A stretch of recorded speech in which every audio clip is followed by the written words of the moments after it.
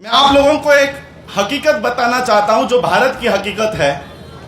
भारत में जब 2500 साल पहले बुद्धा ने क्रांति की, उस समय की ब्राह्मणी व्यवस्था को बुद्धा ने नष्ट किया।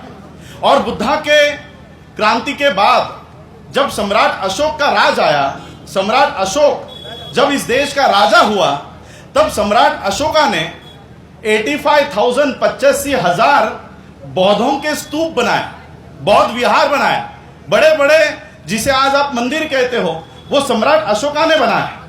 लेकिन जैसे ही सम्राट अशोका का जो परपोता था उसका राज आया, राजा बृहदत्त जब राजा बना, तो ब्राह्मण पुष्यमित्र शुंग ने उस राजा बृहदत्त की हत्या करवाई और इस देश से बौद्ध धर्म को नष्ट कर दिया। और बौद्ध धर्म को नष्ट करने के बाद जितने भी स्तूप बनाए थे, 85,000 स्तूप बनाए थे, उन सारे स्तूपों को गिरा दिया, उन सारे स्तूपों के ऊपर कब्जा कर लिया। और आज जो बड़े बड़े आप मंदिर देखते हो, साउथ में वो कोई कौन सा मंदिर है वो जिसपे बाल काटे जाते हैं, बालाजी। ये बालाजी कोई तिरुपति बालाजी नहीं है, ये बुद्ध का मंदिर है। उसको बुद्धा को तिलक लगा दिया, गजरे लगा दिए, इस तरह के बहुत बड़े काम यहां पर हुए। तो सम्राट अशोका का जब इस देश में कार्यकाल था, तब हमारे बौद्ध विहार सुरक्षित थे, स्तूप सुरक्षित थे।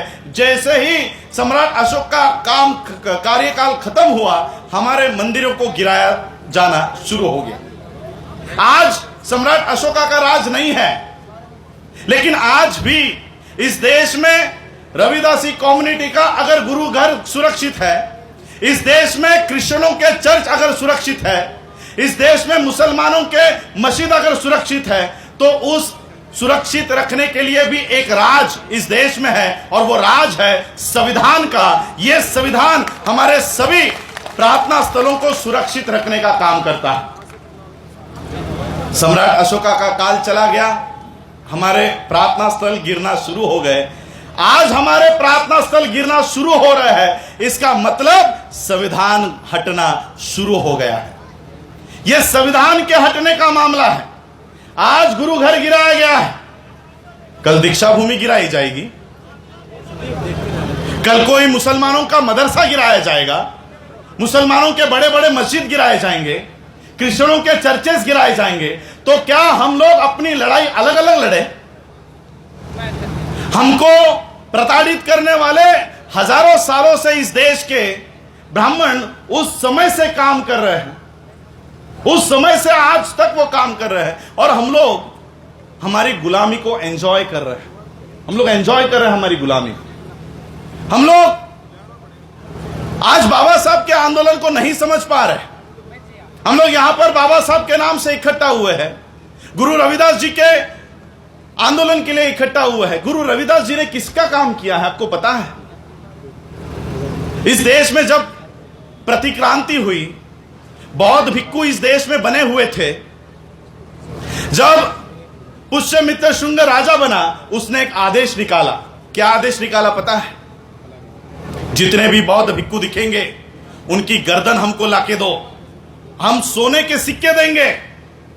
इस देश में इतनी हत्याएं हुई, इतनी हत्याएं हुई, इस देश से सारे बौद्ध भिक्खुओं को भगा दिया गया, और आज इस देश में एक भी बौद्ध भिक्खु नहीं दिखाई देता। ये उस समय के ब्राह्मणों ने इस देश के बौद्ध भिक्खुओं की कत्ल कर दिए, और एक आदेश निकाला, जो कोई भी बुद्धा का नाम लेगा उसकी हत्या कर दी जाएगी, जो कोई भी बुद्धा की बातों को बताएगा उसकी हत्या कर दी जाएगी।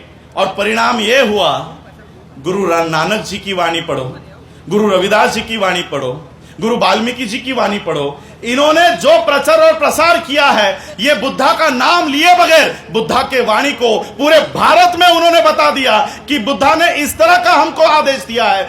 ऐसा चाहूं राज में जहां मिले सभी को अन्न, छोटा बड़ा सम बैठे, रहे गुरु रविदास प्रसन्न। इसका मतलब क्या है पता है? गुरु रविदास जी के इस बात को किसने माना है पता है? गुरु रविदास जी के इस बात को डॉक्टर बाबा साहब अंबेडकर जी ने संविधान में उतार दिया और कहा कोई उच्च नहीं होगा, कोई नीच कुछ नहीं होगा। इक्वालिटी बाबा साहब अंबेडकर जी ने हम लोगों को संविधान में दे दी। आज हम लोगों को बाबा साहब को समझने की जरूरत है। मैं धन्यवाद अदा करूंगा, सारे मंच पर मैंने किसी के नाम नहीं लिए क्योंकि सभी के नाम दोहराए गए हैं। मैं सभी लोगों का स्वागत करता हूं, खास करके हमारे बहुजन मीडिया का स्वागत करता हूं। नेशनल दस्तक हो, बहुजन टीवी हो, यू टीवी हो, जय भीम टीवी हो। तो ये बाबा साहब के आंदोलन को हमको समझना चाहिए।